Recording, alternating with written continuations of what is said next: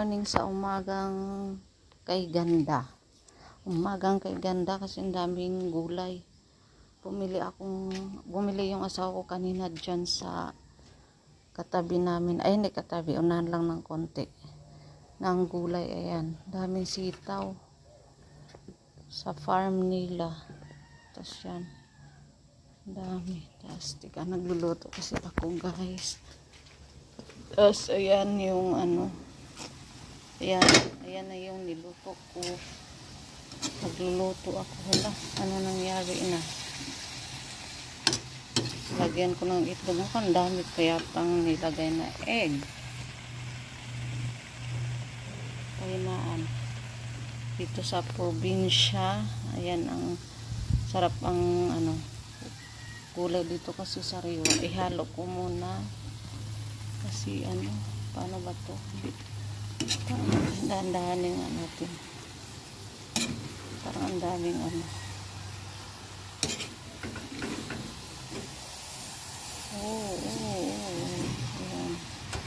Ang dami ko pala yata nilagay yung egg. Kaya ayan. Tika nga.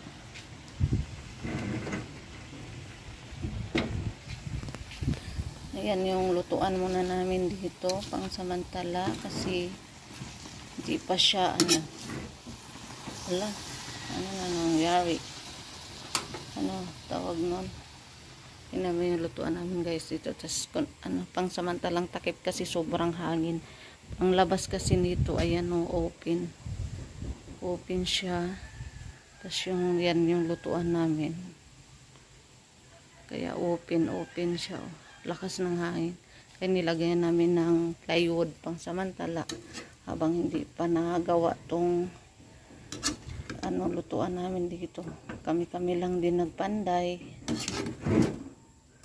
Dami kong niluto, my gosh, dami dami. Kami lang kakain, dalawa niyan kasi dalawa lang kami andito. Tapos yan yung mga natin. Takpan ko muna, guys, ha? Tapos ayan yung natin gulay, ayan, dami.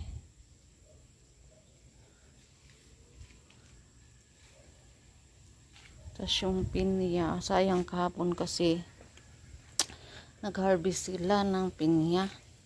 Tapos pinya at saka buko, yun pala yung kahapon. Hindi namin napansin. Dyan lang yun, guys. Yan. Dyan, unahan dyan. Nandyan lang yung itong buko kanila din. Dyan sa labas ng bagod. Nag-harvest. Unahan pa ng konti.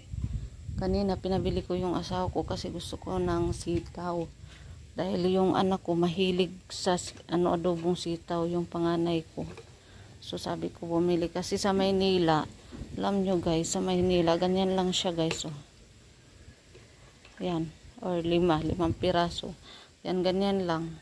10 na yan dun sa Maynila, guys. Tapos hindi pa siya sariwa kasi siyempre binabagsak na sa kanila yun kung saan galing probinsya. Kaya ganyan lang siya. Tapos ang ampalaya doon, ito mga nasa 30 o 40 na. Kung magkano lang to bilhin niya. Ang dami ko ng 7 yata yung naagulay ko kanina. Ang dami kong kalat, no. Tapos yan. Tapos yung pinya ang hindi ko alam. Basta lahat to 200 yata. Lahat na to. Itong sitaw. Tapos ito napakadaming ampalaya. Tapos yung 3 pinya. Ito bigay lang daw to. Kahapon malunggay kami. Tsaka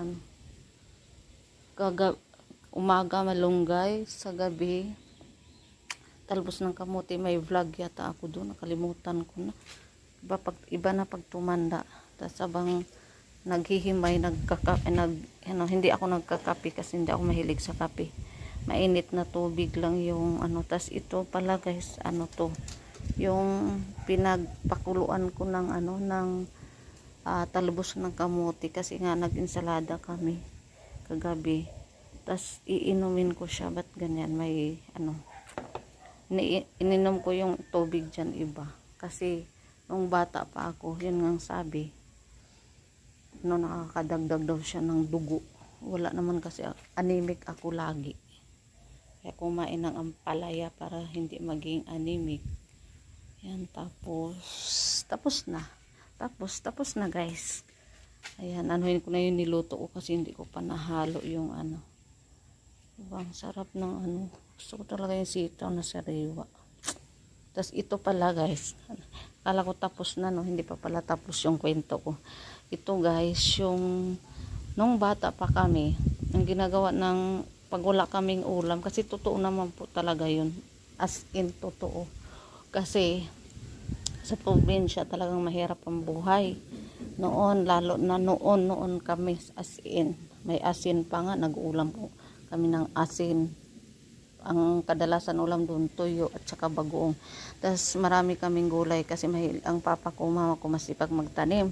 Tapos ang ginagawa, ito guys, to yung, ano ba tawag nun? Yung gisugba, yung inihaw. Tagalog inihaw, sa Bisaya isugba ni siya, isugba ning ampalaya. Unya isawsaw nini mo siya sa suka. Lami kayo ni siya, butangag suka, butangag luyan na. Sawsaw na nimo siya kanang sinugba, isud-an na mo. Isud-an na mo. Lami kayo na, pero ganiha yun ko sa kumbana magsugba mi. Yun siya dili na daw, wag na daw. O di butangan na lang nako siya itlog. Kaya dili man siya ganahan, or dili siya ganahan, or dahil hindi pa niya natikman yung ganun.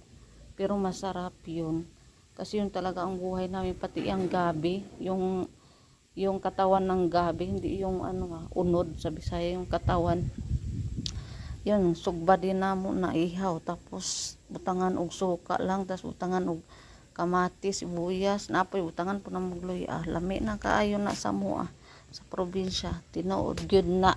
Dili gyud na pamaka kay lisod kay kinabuhi na mo sa probinsya. Yan, lami na kay tas kanang talungsad nga na, pero kani dugay nagiko kakaon nga ni sinugba ba. Gusto na ko matry, kaso magsugba pa ko diri. Wala may uling diri. Sarag uling. Kay mugawas lisod ang diri guys. Dili man gyud mi taga Batangas, taga Bohol ko, akong bana Ilocano. Pero nakakuha lang mi diri. Layo diri ang tindahan sa Batangas. Kumbaga ang mga naitindahan kaso dili kompleto. Ang uban din ang isda o karne naa dito sa gawas pa, kapuyan ko mo gawas. Ang uling to as gawas. Kapuyan mga tapulan lagi mo gawas. Pero naman siguro mga kahoy-kahoy din ha. Wala, taas na kayo kung video guys. Nasa 8 minutes na. Tama na ni akong kadaldalan. Bye guys, subscribe my channel. Binsan na lang ako upload kasi wala naman akong mai-vlog kasi. So bye bye. Babu, ingat palagi kayo guys.